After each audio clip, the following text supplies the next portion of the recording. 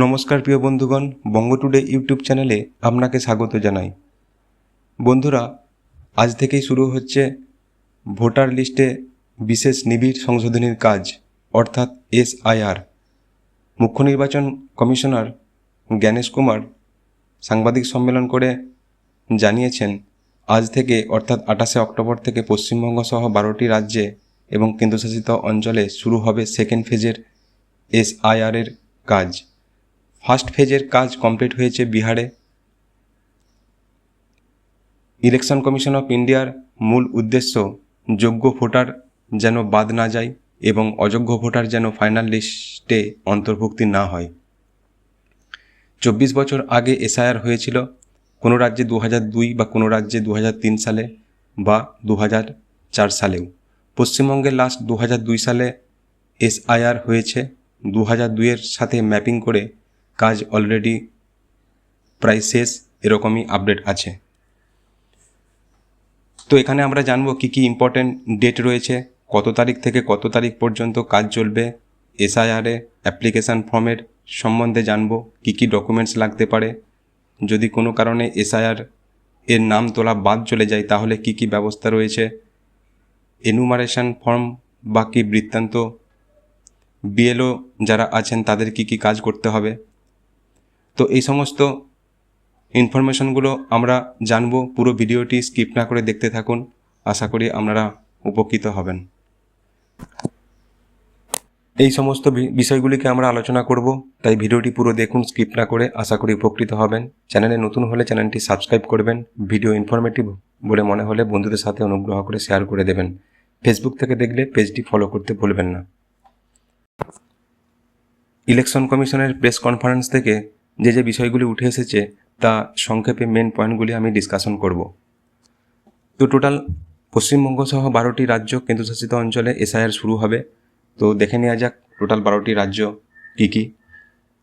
আন্দামান নিকোবর, ছত্তিশগড়, গোয়া, গুজরাট, কেরালা, লাক্ষাদ্বীপ, মধ্যপ্রদেশ, পুডুচেরি, রাজস্থান, তামিলনাড়ু, উত্তরপ্রদেশ এবং West Bengal.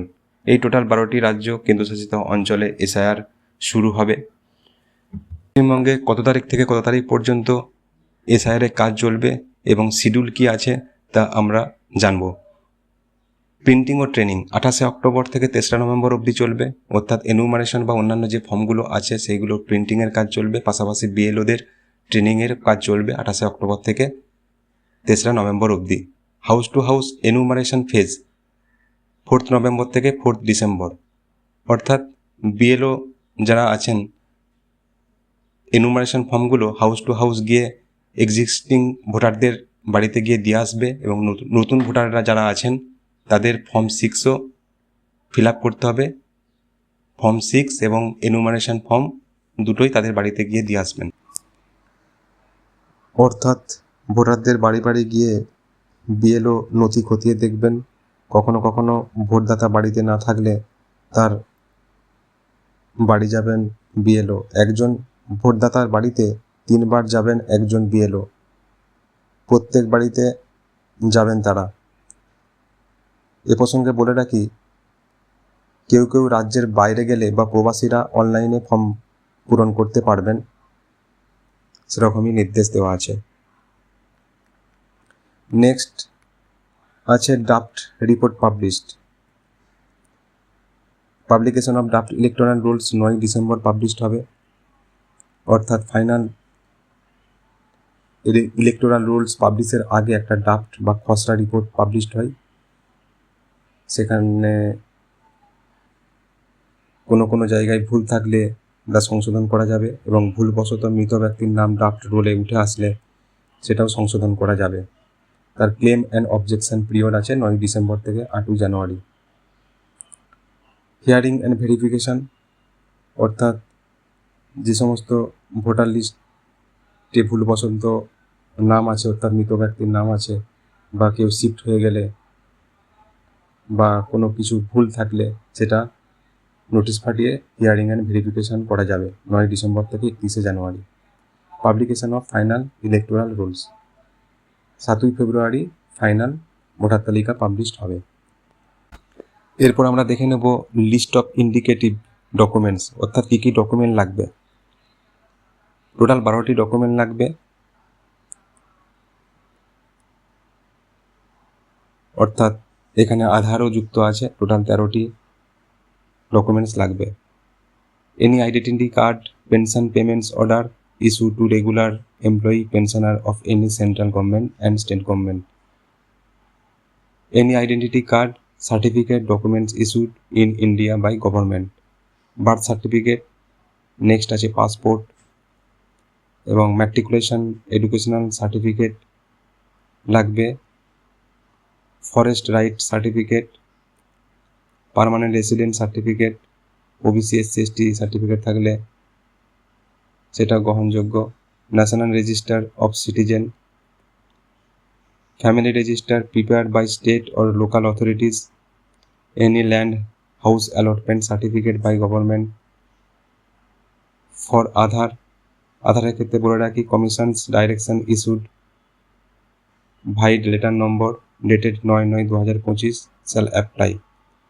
Extract of the electoral rolls of Bihar SIR with reference to Act 2025, অর্থাৎ এই 13টি ডকুমেন্টের মধ্যে যে কোনো একটা শো করালেই হবে।